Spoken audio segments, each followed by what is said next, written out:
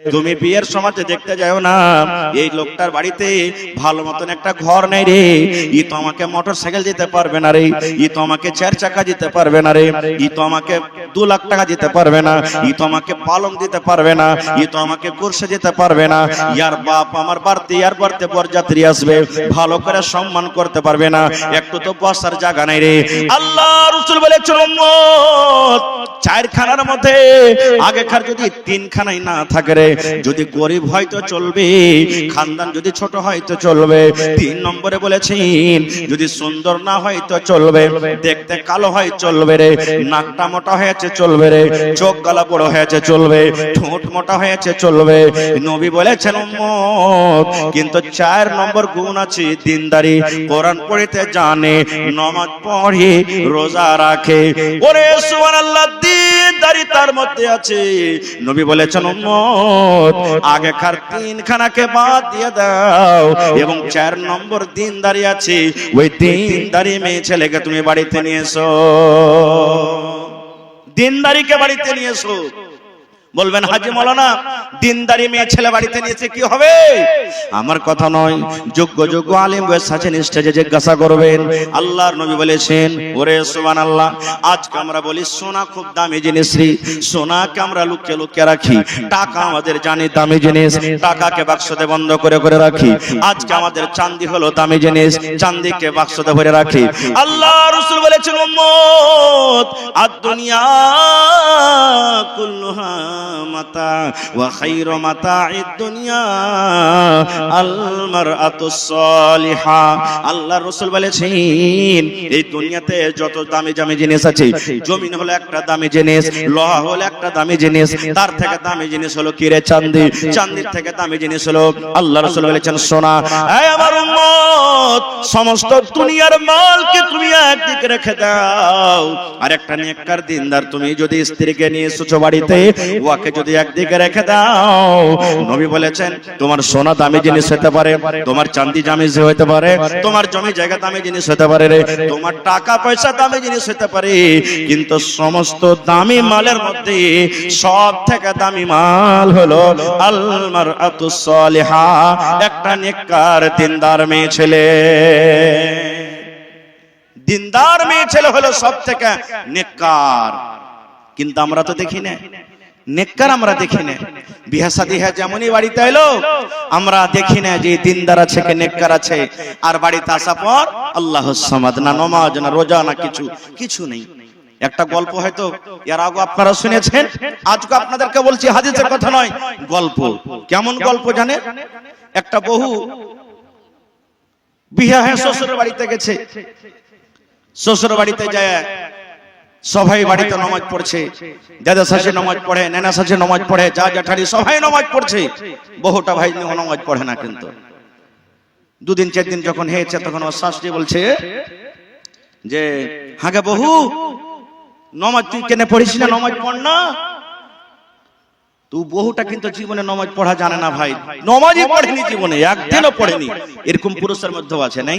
জুমা খানটাও পড়ে না, ঈদ বকরিদও পড়ে না, এরকম পুরুষের মধ্যে আছে। তখন বলছে যে মাজি আমি নামাজ পড়বো, এবার আর মা বাপের বাড়ি যাবে, বাড়িতে ওখান থেকে এসে তখন নামাজ পড়বো।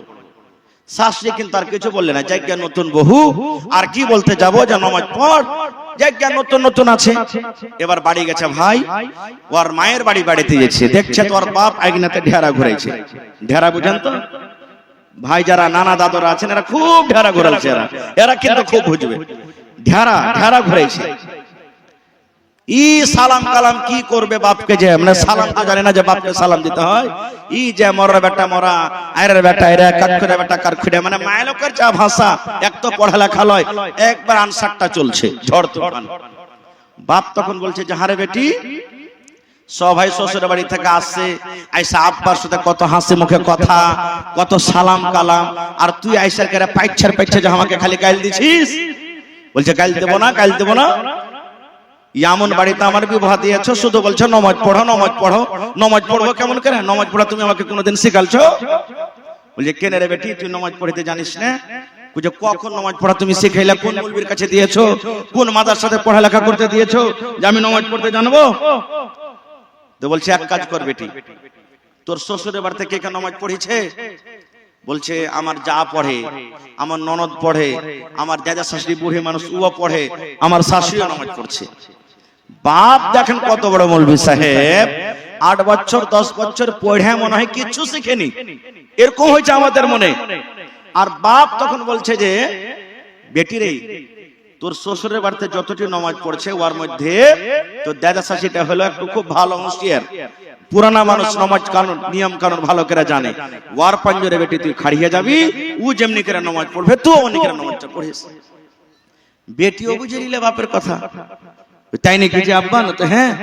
বলছে আব্বাজি ওরা কেন করে হাত ধুচ্ছে, মুখ ধুচ্ছে, কি করছে, আর এখানটা সময় খাড়া হয়েছে, এমনি করে হাত চাড়ছে, আর ফের মুখ দিয়ে কি কইছে, আর ফের এরকম করে হাঁটুতে হাত দিচ্ছে, ফের ভাড়াস করে পড়িচ্ছে। মানে ও জানে না যে কোনটা ওজু, কোনটা রুকু, কোনটা সাজদা, এগুলো জানে না কিছু। খার যা হোক, আব্বা শিখিয়ে দিলে সোজা কথা, যেমনি করে দাদা শ্বশুর নামাজ পড়বে অমনি করে পড়িস। এবারে শ্বশুরের বাড়িতে এসেছে 2-4-5 দিন পর, আগতি উজু করেছে। শাশুড়ি তখন বলছে যাক আমার বেবু নামাজি হয়ে গেছে লাগছে, যাক আলহামদুলিল্লাহ। শাশুড়ি মনে মনে খুব খুশি, আগে হাত দিয়েছে কি পা দিয়েছে, যেমনি করে পেরেছে উজু করেছে। শাশুড়ির পাঞ্জরে খাড়ো না হয়ে দাদা শাশুড়ির পাঞ্জরে খাড় হয়েছে। আল্লাহু আকবার বলে বুড়ি হাত বেঁধেছে, ইও আল্লাহু আকবার বলে দেখা দেখে হাত বেঁধেছে। এবার বলেন তো হাত বেঁধে এখানে কোন দোয়াটা পড়ে ভাই? বলেন এই নওজওয়ান ভাইরা বলেন না জি, আল্লাহুম্মা বাইদ বানি, হ্যাঁ নাকি? এটা মনে মনে পড়ে না, জোরে জোরে করে পড়ে? জোরে বলে মনে মনে পড়ে। ই বেটি ছেলেটা তো জানে না বহুটা, যেটা ছোট ছোট করে মনে মনে পড়িতে হয়। ই নমাজি পণ্ডিত দুয়া দূরে কি জানবে?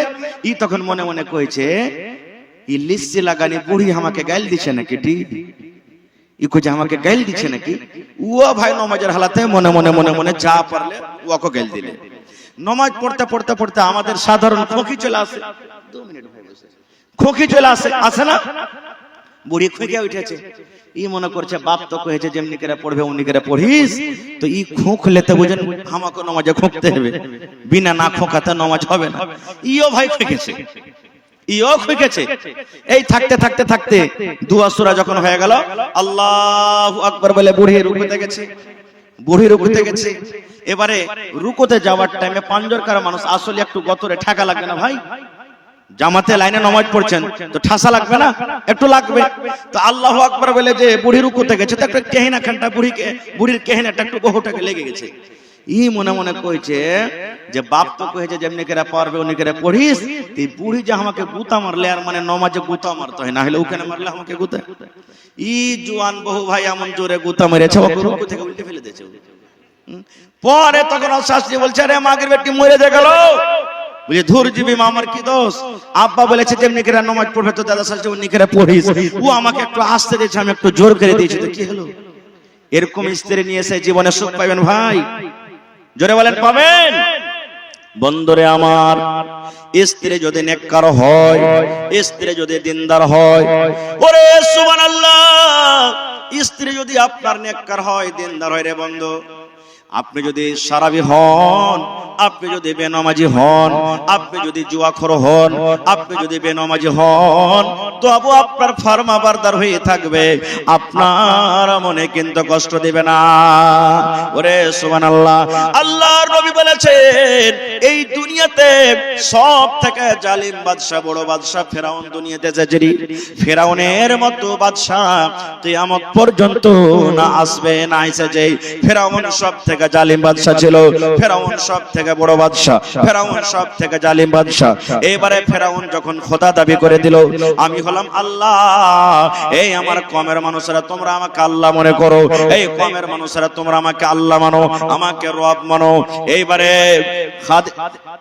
এইবারে ফেরাউনের বিবি আসিয়া, ওরে সুবহানাল্লাহ, বলছেন এই বাদশা তোমাকে আমি আল্লাহ মানবো না, তোমাকে আমি আল্লাহ মানবো না, তোমাকে আমি ভগবান মানবো না।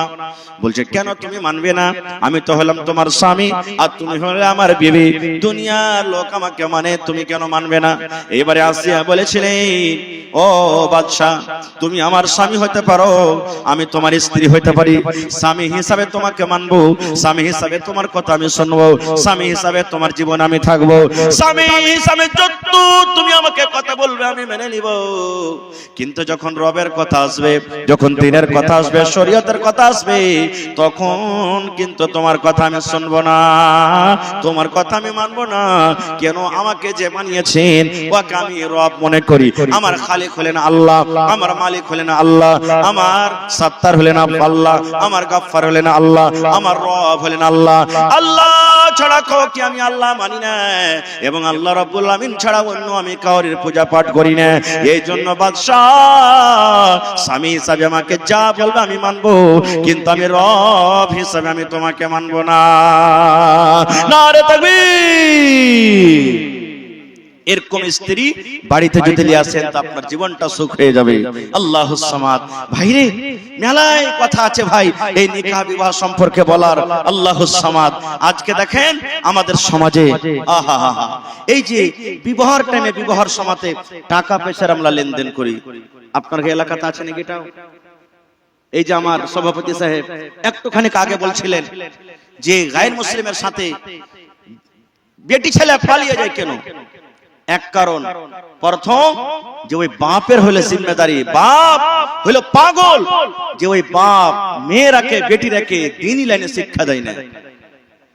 দ্বিতীয় নম্বর, আমাদের মেয়েরা বেটিরা অন্য ছেলের সাথে যে পালিয়ে যায়, দ্বিতীয় কারণ হলো যে ওই বাপের পরে বোঝ হয়ে গেছে। বোঝ বলতে কি? বেটি বোঝ না, ওই যে আমি আপনি বোঝ করে রেখেছি যে 5 লাখ টাকা না দিলে বিয়ে হবে না, 3 লাখ টাকা না দিলে বিয়ে হবে না।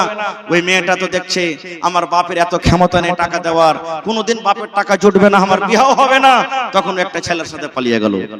এর জিম্মেদার কে? আমি আপনি। আমি আপনি কত দেখবেন পেপারে, মোবাইলে দেখবেন অমুক বেটি ছেলে বিষ খেয়ে মারা গেছে, অমুক বেটি ছেলে বিষ খেয়ে মারা গেছে, অমুক বেটি ছেলে পালিয়ে গেছে, অমুক বেটি ছেলে ট্রেনের পাটলিতে মরে গেছে, অমুক মেয়ে ছেলে ফাঁসি লাগিয়ে গেছে। কেন? এই তো আমরা সমাজে জুলুম করে দিয়েছি। তাই এরকমই একটা ঘটনা ফরিদ একটা বেটি ছেলে তার সাথে ঘটেছিল। কি ঘটনাটা জানেন? আমি ছোট্ট করে 2 মিনিটে আমি গাজালের রূপ আপনাদেরকে শোনাচ্ছি। হাকিম পরের হাকিম সাহেব, হাকিম পরের হাকিম সাহেব ছিল বেটার বাপ, ফরিদ পরে ফরিদ হবে তারা। লোকের মাঝে কথা হলো 20,000 টাকা, লোকের মাঝে কথা হলো 20,000 টাকা, নগদ দিতে দিতে হবে, ধারের নাহি কথা। ওরে সুবহানাল্লাহ! বেটার বাপ বলছেন ভাই তোমাকে 20,000 টাকা দিতে হবে আর বিহার দিন নগদ দিতে হবে, আমি বাকি টাকার কোনো কারবার রাখি না। বৈরাত কত দিয়ে যাবে? 100 জন বড় যাত্রী, $10 বিবি, 100 জন বড় যাত্রী, $10 বিবি। আর পরের বাপ বলল তাদের যত পারবি খাবি, যত পারবি খা, খাওয়ার কোনো মানা নাই। এই যে বরযাত্রী আমরা চলে যাই, ওরে সুবহানাল্লাহ! আজকে দেখবেন এই গিরোরমারি গ্রামে জামা মসজিদ যা আছে, আমার গ্রামে জামা মসজিদ আছে, জালালগড়ে আছে, একড়াতে আছে, বিভিন্ন রকম দেখবেন ইমাম সাহেব এলান করে, ও মুসাল্লি ভাইরি, এই বেটির বাপ দেখো একটা দুয়ারে বসে আছি, কিংবা কত বেটির বাপ নিজে থেকে দাঁড়িয়ে যায়, আর দাঁড়িয়ে যাওয়ার পর বলে ও মুসলমান ভাইরা, আপনাদের গ্রামে আমি এসেছি, আমি একটা গরিব মানুষ, আমার বেটির বিবাহ লাগবে, 5 লাখ খরচ আছে, আমার জমি নাই, জায়গা নাই, টাকা নাই, আমি কিছু করতে পারি না, এই জন্য ভাই তোমরা 10, 20, 50, 100, 200 করে তোমরা আমাকে সাহায্য করো। এই মুসলমান, আল্লাহ রাসূল বলেছেন ওই বিহাতে বরকত আছে রে, ওই বিয়াটা হলো সব থেকে উত্তম, ওই বিয়াটা হলো সব থেকে ভালো, যে বিবাহতে কম খরচ হবে, কম খরচ হবে। ওরে সুবহানাল্লাহ, আমরা মুসলমান কত কপাল পোড়া মুসলমান রে, ইয়া তো আসান বিবাহটাকে বেটির বাপের জন্য মাথাতে এমন ভাবে বোঝা চাপিয়ে দিয়েছি, পাহাড় চাপিয়ে দিয়েছি। ওই বেটির বাপকে আমরা গ্রামে গ্রামে মসজিদে মসজিদে আমরা ভিক্ষা করিয়ে ছেড়ে দিলাম। তাই কবি বলছেন 100 জন বড় যাত্রী $10 বেবি, বরের বাপ বলল তাদের যত পারবে খাবি। বসে এলো বড় যাত্রী, বড় এলো যে চেপে, সাধের জামাই নামলো দেখো সালার কোলে চেপে। লুচি বন্ধে খোরমা পোলাও মিষ্টি মিহি দানা, যেবা যত পারবে খেতে নেই কোনো মানা। পেটটা ঠেসে খেলো খানা, পেটটা ঠেসে খেলো খানা, ধরলো যত পাতি পেটে, ওর থেকে পাতে ওর থেকে পেটে উঠলো এটো রেখে। 20,000 টাকাতে গরু জবাই করে দিয়েছি, 30,000 টাকাতে গরু জবাই করে দিয়েছি। বেটির বাপ বলছে ভাই রে, আমার বাড়িতে বেটির যে বরযাত্রী আসবে খবরদার কোনো জিনিসের কমে রাখিও না। যেখানে 4 পিস লাগে, আমার কত ভাই আছে চাহে চাহে 10 পিস নিয়ে লাই। দেন আরে ভাই কাঞ্জুস এনে করছিস, দেন আরে ভাই কাঞ্জুস এখানে করছিস। ওরে সুবহানাল্লাহ, কত বিহা রে ভাই, কত বিহা কি আমার মনে হয় 100টাতে 100 বিহা এমন আছে। ওরে আল্লাহ, কোনো ভাই এমন নাই যে নিজের প্লেট খানটা আমরা সাফ করে পূর্ণভাবে চেটে চেটে যেমন আমরা খাবো। ওরে আল্লাহ, হয়তো চেটে ভাত থেকে গেল, হয়তো 5 পিস গোশত থেকে গেল, হয়তো সালাদ থেকে গেল, এরকম ভাবে 3 ভাগ করে 1 ভাগ খানা নষ্ট হয়ে যায়, আর 2 ভাগ খানা আমরা কিন্তু পেটে রেখে আসি। মুসলমান ভাই রে, যেই পাতাতে আপনি গোশত রেখে দিলেন রে ভাই, যে পাতাটা আপনি ভাতটা রেখে দিলেন, জিজ্ঞাসা করেন ওই বেটির বাপকে, জিজ্ঞাসা করেন ওই ভাইকে, জিজ্ঞাসা করেন ওই গার্জিয়ানকে, এই গোশত এই ভাত জোগাড় করার জন্য কত রাতের বেলাতে কান্দা কাটা করেছি, কত রাতের বেলাতে চিৎকার করে করে কেঁদেছি, কত গ্রামে গ্রামে ভিক্ষা করেছি, বেটার কাছে কত গাইল খেতে হয়েছে, কত সুবহানাল্লাহ রাতের বেলাতে কান্দেছে আর বলেছে আল্লাহ রে, আমার বেটিটার কোন রকম আল্লাহ তুমি পার ঘাট লাগিয়ে দাও। ওরে সুবহানাল্লাহ, তাই কবি বলছেন ডলার বেবে দেখতে যাবে, ডলার বেবে দেখতে যাবে, উঠতে হবে কোঠা, ফরিদার ওই রঙিন শাড়ি সিঁড়ির উপর পাতা, মেম সাহেবের পোশাক পরে ডলিয়ে বেবে হয়, আজান শুনে ঘুমটা টেনে ওজোর পানি চায়। ফরিদা বাড়িতে কি দেখছেন দেখেন, ফরিদা হলদ মেখে সাবুন হাতে গোসলখানায় যায়, ফরিদা হলদ মেখে সাবুন হাতে গোসলখানায় যায়, পরে শাড়ি শ্বশুর বাড়ি যাবার অপেক্ষায়, কুটুম খাওয়ারে ঝামালাতে বেটার বাপ রাগে বলে ও ভাই ওহে বিহাই দেরি কোন কাজে, সব ফেলিয়া বেটির বাপ এলো মজলিসেতে, দেখা দেখি মাথায় টুপি দিল সকলেতে। সুবহানাল্লাহ। ভাইরে অনেক কথা আছে, শেষ কথা শেষ পর্যন্ত ওকে টাকা দিয়েছে হাতে, ওই যে 20,000 টাকার কথা হয়েছিল, গুনতে গুনতে গুনতে হাঁস পান খাইছে কচকচ করে, গুনতে গুনতে দেখছে যে 1,000 টাকা 2,000 টাকা কমে গেছে। বলছে টাকা লাও হবে না, টাকা লাও হবে না। কেন? বলছে 20,000 টাকা তোমাকে পূর্ণ দিতে হবে। এখন দেখেন 2 লাখ টাকার আবদার হয়েছে, 2 লাখ টাকা দিতে হবে। কেন? যতক্ষণ পর্যন্ত টাকা না দিবে ততক্ষণ গাড়িতে চড়বো না, বিয়ে করতে যাব না। খুব ওখানে যাওয়ার পর যদি না দেয়, এরকম ভাবে জুলুম অত্যাচার হয়েছে। সুবহানাল্লাহ। 2000 দিতে পারে না, টাকাকে ছালিয়ে ফেলে দিলে। বেটির বাপ, ওরে আল্লাহ, সবার মাঝে বেটির বাপ জড়ো করিয়া হাত, সবার মাঝে বেটির বাপ জড়ো করিয়া হাত, আর করোনা অপমান শুনো আমার বাপ। অষ্টমঙ্গলার ভিতরেতেই 2,000 টাকা সদবোধ সব করিয়া দিব, আর দিও না ব্যথা। বেটের বাপ হাত ধরছে, পা ধরছে, আর বলছে ভাইরি তুমি এই মজলিসের মধ্যে আর আমাকে অপমান করিও না, 2,000 তোমাকে কিছুদিনের মধ্যে দিয়ে দেব।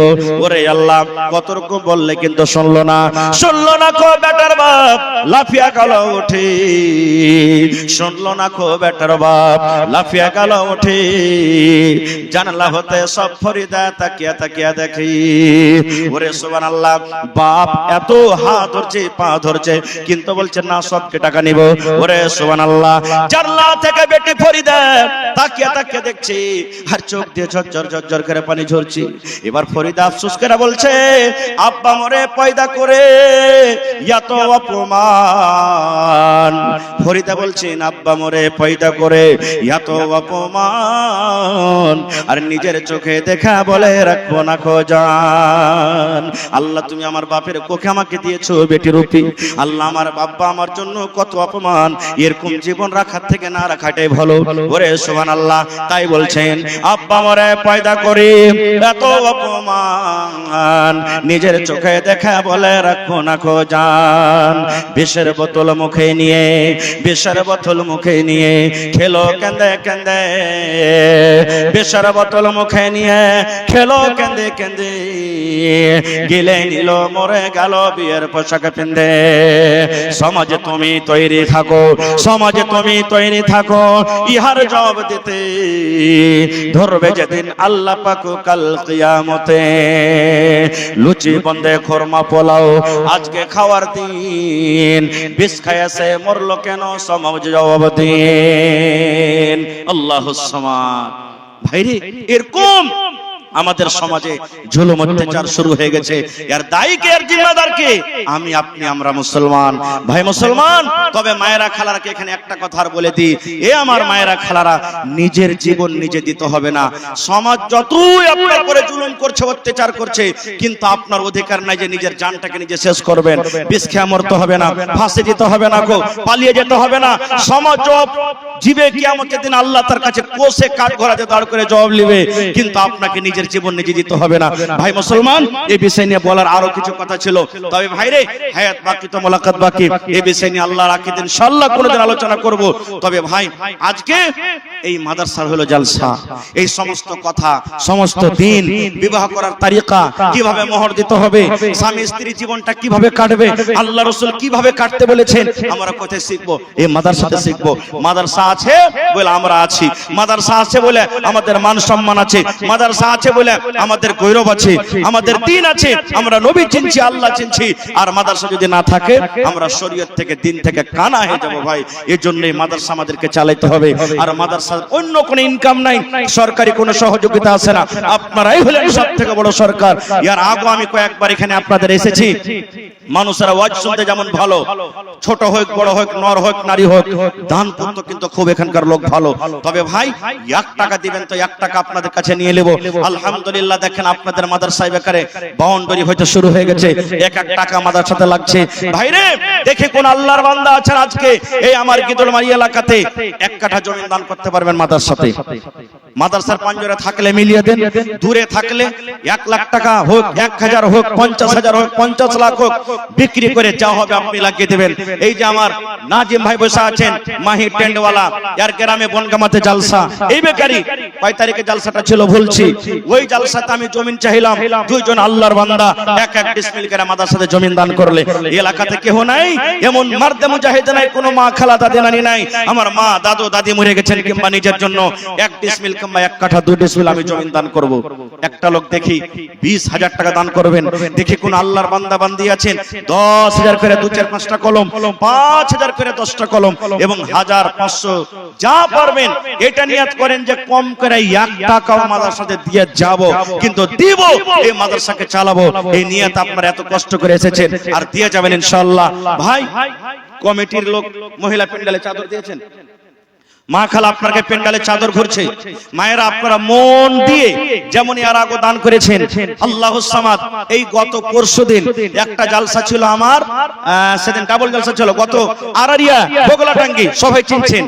প্রথম কালেকশন মহিলাদের প্যান্ডেল থেকে 86,000 টাকা এসেছে নগদ, শুধু মহিলার প্যান্ডেল থেকে প্রথম কালেকশন। আজকে মা খালারাকে বলবো, ছাগল, নাকের, কানের, কাঁসা, বদনা, থালি, প্লেট, বালি, যে যা পারবেন মন খুলে খুলে খুলে আপনারা দিয়ে পাঠান। লেডিস প্যান্ডেলের লেগে যারা কি আপনাকে দায়িত্ব দেওয়া আছে, আপনারা গামছালিয়া, খুরশেদ আলম, মনজুর আলম, মুজফর আলী, আব্দুল সত্তার, আব্দুল মালিক, মোহাম্মদ হারুন, আপনারা নিজের নিগরানিতে কোন ছোট্ট ছোট্ট ছেলেপিলেকে মহিলাদের পেন্ডালে গামছালিয়ে পাঠান, আর নিজের দেখ রেখে কোনো একটু খাড়া হন ওরকম চ্যাংড়া পিলা না যায় যাতে পরেশানি হয়। এই দেখেন আমার ভাই প্রমুখ সাহেব মোহাম্মদ সাগির আলম 1 কাঠা জমিন দান করলেন।